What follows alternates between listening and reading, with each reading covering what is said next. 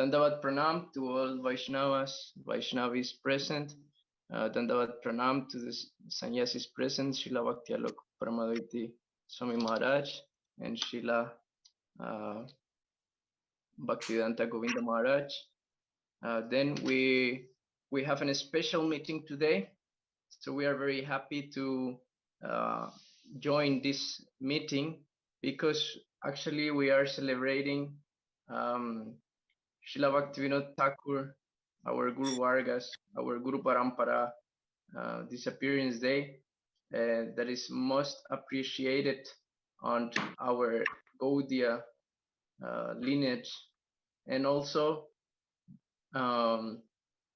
we will talk about a topic that was suggested by our Vice President, Srila Bhakti Prapana Tirtha Goswami Maharaj, and is about how should be the edition or the front cover of our Gaudiya books. And then he shared with us some idea about what should be or not to try to avoid offenses. And then now to remind all of you, we are having translation in Russian language and in Spanish language by Facebook. Now in the Asociación Mundial Vaishnava Facebook pueden escuchar también la traducción en español que voy a ir realizando aquí de manera simultánea. Then I will request to the most senior devotee present in the room, in the Zoom meeting, that is our Srila Bhakti Alok Paramadvaiti Swami Maharaj. So Dandavat Pranam, Maharaj. Dandavat Pranams to all of you.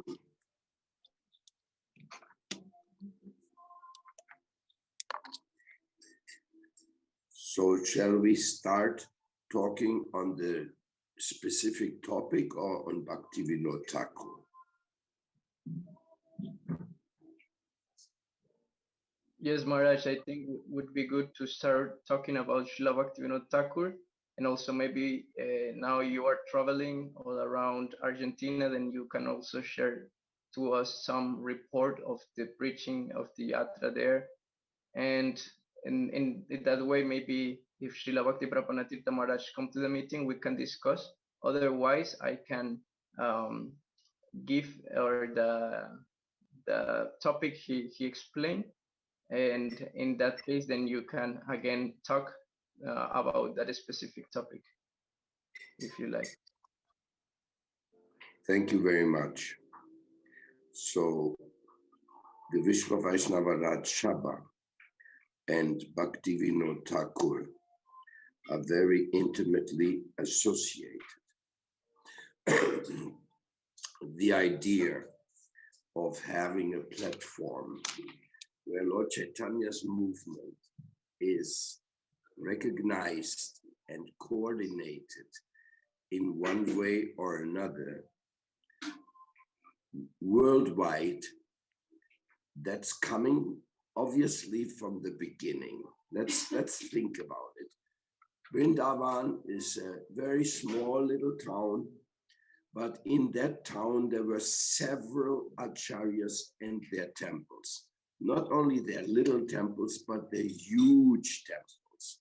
Madan Mohan, Srila Sanatana Goswami,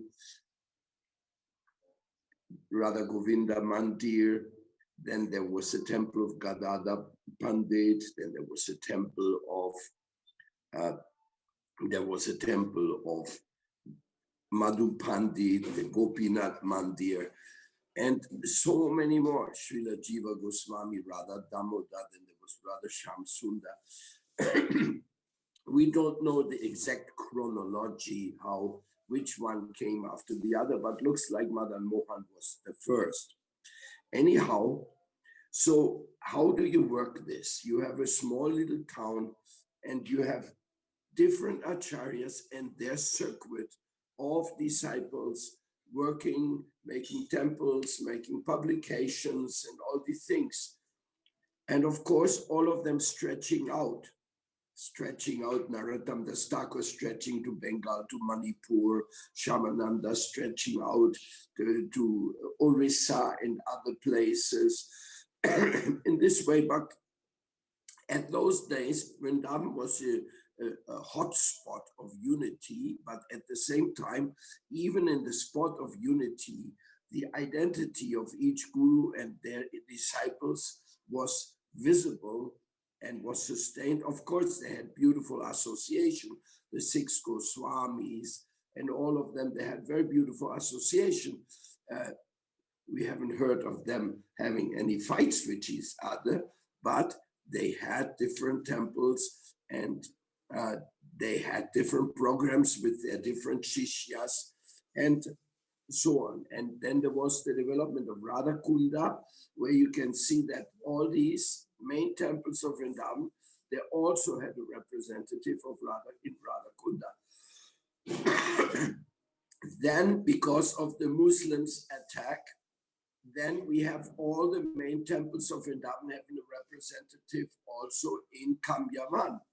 So we can see that there's always going through a continuous expansion of the different branches of Vaishnavism all around India and even in Vrindavan or in Braj area. So this is the background in which Srila Jiva Goswami has pointed out that Vishwa Vaishnava Raj Sabha is a substantial unity element where all the Vaishnavas come together for the common causes.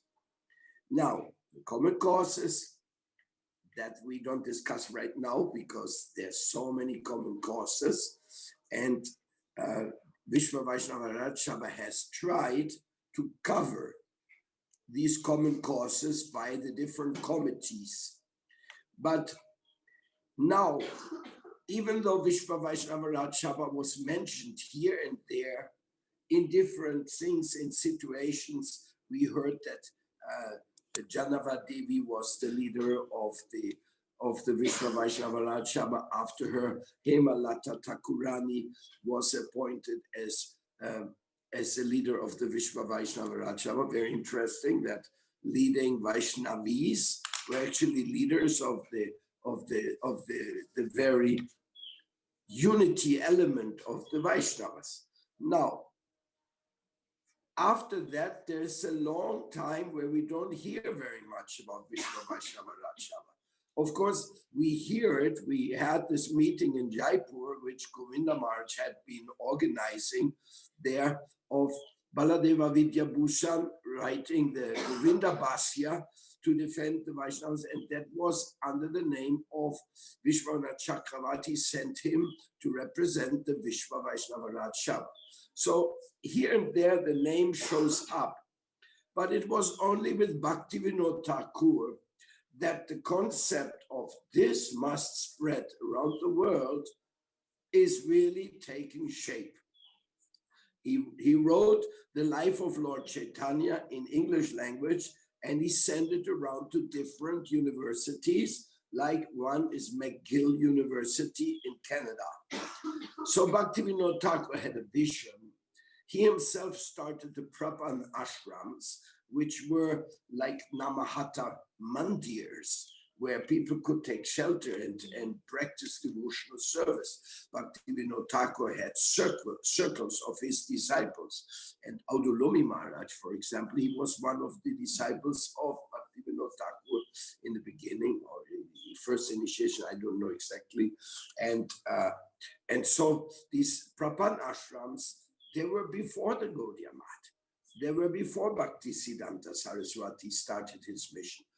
But in the service of Bhaktivinoda Thakur. But Bhaktivinoda Thakur had the vision, had the mission, had the literature, and he mentioned Vishwa Vaishnava Raj Sabha as a unifying element. Now it's very interesting to consider that Vishwa Vaishnava Raj Sabha is not only for Gaudiya, it's actually inviting all the Char Sampradayas to participate. So therefore, when Bhaktisiddhanta Saraswati Thakur constructed his Brajapatan temple of Sri Gandharvika Giridhari in Mayapur. He put all the 4 Sampradaya Acharyas around the temple in very prominent shrines, that whenever you took the parikrama around Gandharvika Giridhari, you had to take darshan very nicely of the Char Sampradaya. No, Brahma Sampradaya, Rudra Sampradaya, Lakshmi Sampradaya, Kumara Sampradaya. They were all there. So the Vishva Vaishnava Raj Sabha definitely stretches hands out to the other Vaishnava schools. So, but both in the time of Bhakti Vinod Thakur, as well as in the time of Bhakti Siddhanta Saraswati Thakur, basically the Vishva Vaishnava Raj Sabha was under the shelter, under the roof of that one organization which they were spearheading. So yes, we were talking about it. There's a lot of talk when in the Harmonist magazine, when Bhakti Siddhanta Saraswati Thakur was reporting, his disciples were reporting new branches, they would say new branches of the Vishva Vaishnava Raj Sabha. In other words, we can understand that within the Gaudiya Math, Gaudiya mission framework, the shelter, they were expanding. And the expansion was pointing to the whole world.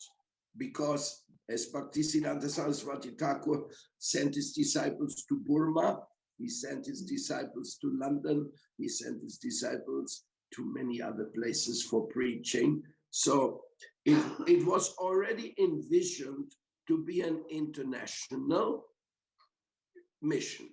And Bhaktisiddhanta Saraswati Thakur stressed in many occasions, he stressed that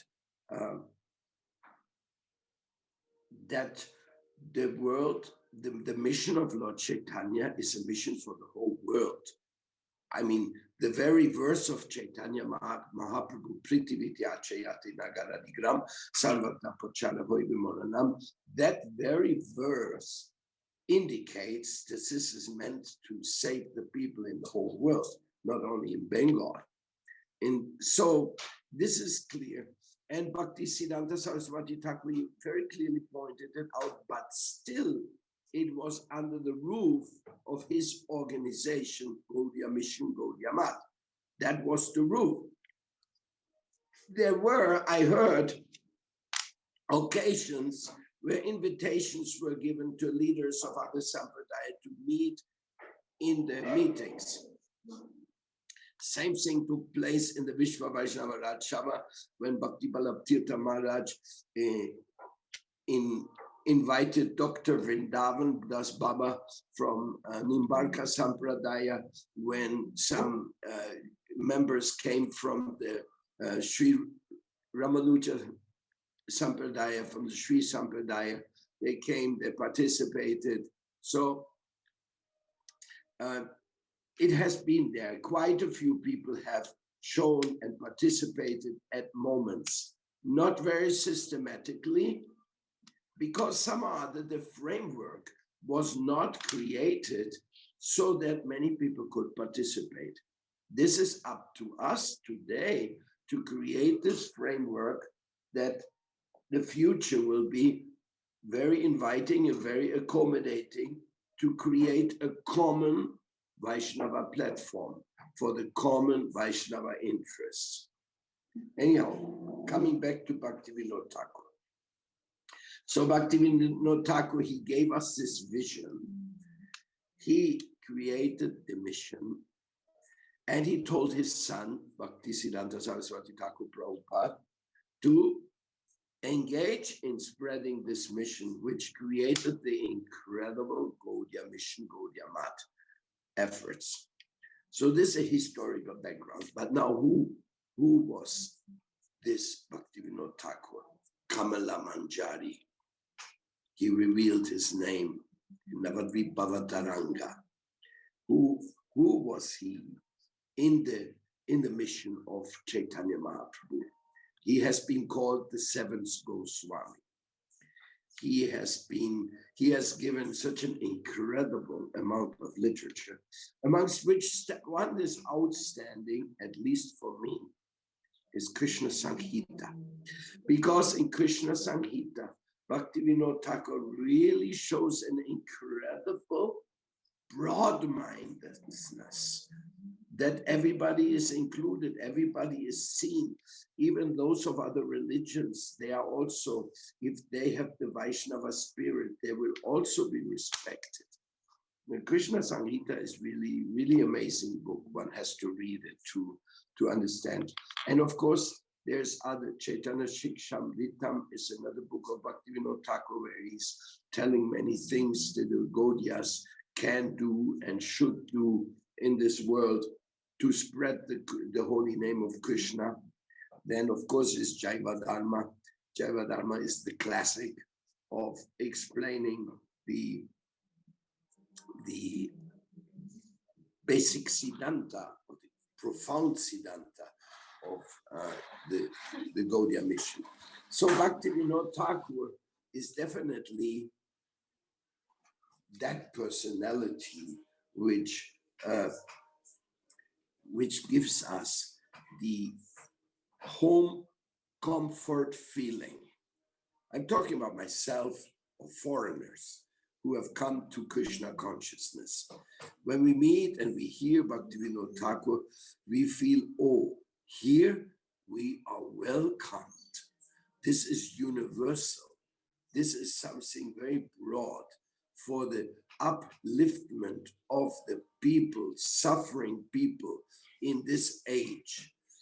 This is so welcoming. And of course, also my own Gurudev Bhaktivedanta Swami Prabhupada, all glories to his divine lotus feet, he had that spirit incorporated in practical measures. For example, just give you an example, in the Gaudiya Math, they sing so many bhajans, the beautiful, sweet bhajans, which are full of meaning and which are full of preaching. The people who sing these songs in Bengali, those who are Bengalis, they get a very deep impact on the Vaishnava philosophy, because every song is a prayer. But since the disciples of Bhaktivedanta Swami Prabhupada, we did not know Bengali, we did not know Hindi, we did not know Sanskrit, Srila Prabhupada very much focused that we should always sing the Mahamantra.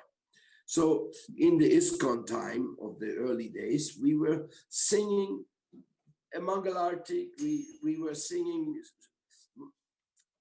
the Guru Vastakam, and we had like Yasomati Nandana, a few songs we had translated, which got into the ear of us. But the many, many Vaishnava songs, which later were published by Srila Narayan Maharaj and Srila Bhakti Bhakti Maharaj, no, they were not known to us. We had no idea.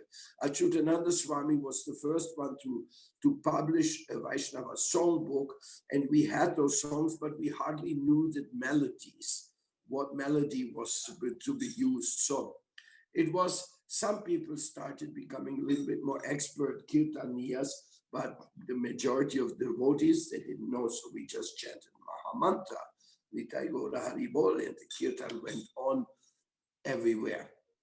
So Srila Bhaktivinoda Thakur, he is very, very expert, and his son even more, and his son Bhaktivedanta Swami Prabhupada even more, to adopt the Vaishnava philosophy to time, place, and circumstance, and to create an environment that people can feel welcomed to join the group of Gaudiya Vaishnavism and feel at home and practice Krishna consciousness at their home. Even to the degree of installing deities in your home, in conducting Harinama Sankirtan in public, having Namahata Sangha, having always the lectures on the holy books of our acharyas, which we can see that each acharya practically gave some books. Srila Bhakti Srila Maharaj, he also wrote many wonderful books. Bhakti Tirtha Maharaj wrote many books. Srila Bhaktivedanta Narayan Maharaj wrote many books. So we can see that even Bhakti Vaibhav Puri Maharaj, he wrote also many books. Bhakti Pramod Puri Maharaj wrote many books. So practically speaking, the Vaishnava literature was expanding inside the Vishwa Vaishnava Rajsabha. That's why we have one committee called the Literature Publication Committee, so that we can cooperate by one mission to the other. What has been printed, what has been translated, what is available here, what is available there, to kind of make it more available, more accessible. That has been managed through websites who have PDFs of all the books. You find such websites where you can get easy access to many Vaishnava literatures today, since today we are in the digitalized world with the PDF available to many books. So that's very interesting. You see, so many literature have enhanced the presentation of Gaudiya Vaishnavism to the world, which is, I personally feel, is one very great gift, even though we cannot read so many books. Nobody has the time to read so many books. But some scholarly minded devotees, they definitely have gone deeper and deeper and studied this. Now, even in ISKCON, we have to recognize that there is, after Bhaktivedanta Swami book trust, there were many people like Gopi Paranadhana. They translated Brihad Bhagavatamrita. There was Kushakrata with an amazing contribution of all the Goswami Grantha translated to English.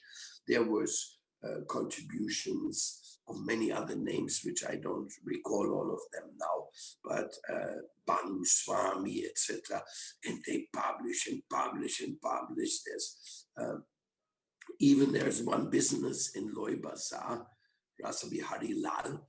They have taken up to print all those books, even though they are not, it's actually a business. They are not belonging to any Gaudiya mission, but they have, I see that Gopananda Bon Maharaj has just arrived here with us, giving us his blessings. So I will cut down right now my talk so Srila Gopananda Bon Maharaj can enlighten us with his most beautiful words. Just to sum up, Bhakti Vinod Thakur is the total revolutionary, visionary, and what he was a high officer in the British government, to the point of being the leader or the in charge of Jagannath Mandir. What can be said? Jagannath Mandir. Oh my God. That was under the charge of Bhakti Vinod Thakur. That's where Bhakti Siddhanta Guru Maharaj was born. Yes. Yes, somebody made a commentary. Anyhow, there was a house of Bhakti Vinod Thakur in Puri, where he lived, and where Bhakti Siddhanta Saraswati Thakur Prabhupada was born. Then he bought another house, which today ISKCON bought it, and they made a temple in Puri, very close to Haridas Thakur's Samadhi and to Purushottam Gaudiya Math. And yeah, it is very exciting, you know. It is starting from such a humble beginning, but with the vision and the mission for the whole world. And we are here today from France, from Russia, from South America, from many places. We are here, and we are celebrating monthly these wonderful personalities. And by remembering them, we should also remember what is the real spirit, what is the meaning, what did they try to do, what was their vision, and how does it translate